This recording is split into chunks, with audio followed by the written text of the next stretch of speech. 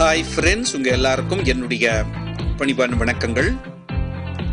உலகத்தில் எந்த popular product வந்தாலும், யூட்டிலிட்டி ப்ராடக்ட் வந்தாலும், மக்களால் அதிகமாக பயன்படுத்துகிற ஒரு ப்ராடக்ட் வந்தாலும் சைனீஸ்க்கு மூக்கில் வேர்த்துரும், இமீடியட்டாக டூப்ளிகேட் பண்ணிடுவாங்க. சரி, சாதாரண கன்சியூமர் ப்ராடக்ட்ஸில் தான் அப்படி பண்ணுறாங்க, கன்சியூமர் டியூரபிள்ஸில் தான் அப்படி பண்ணுறாங்கன்னா, இப்போ அவங்களுடைய நரி தந்திரத்தை பயன்படுத்தி ஈட்டபிள்ஸ்லையும் இந்த மாதிரி டூப்ளிகேட் ப்ராடக்ட், டியூபியஸ் ப்ராடக்ட்ஸை பண்ணுறதுக்கு அவங்க முன் வந்துட்டாங்க. வெஜிடபிள்ஸில் எல்லா கடைகள்லையும் ரொம்ப ஃபேமஸாக இருக்கிற 4-5 ப்ராடக்ட்ஸில் இந்த கேபேஜ்னு சொல்கிற கோஸும் ஒன்று.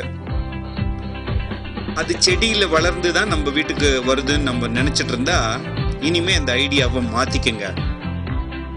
சில கெமிக்கல்ஸை பயன்படுத்தி வீட்லேயே சின்ன 4 தகர டப்பாவை வச்சு சில ப்ராசஸஸை பண்ணி உண்மையான செடியில் அந்த காயை அறுத்துட்டு வந்தால் எப்படி இருக்குமோ அந்த லெவலுக்கு டூப்ளிகேட்டாக இவங்க பண்ணுறாங்க. 100 ஒரிஜினல் கோஸோட இது ஒரு 50 காய் வச்சா கடவுள் உள்பட யாராலையுமே கண்டுபிடிக்க முடியாது என்பது தான் உண்மை. அதை நீங்களே இந்த வீடியோவில் பாருங்க. ஜாக்கிரதையாக இருங்க நண்பர்களே.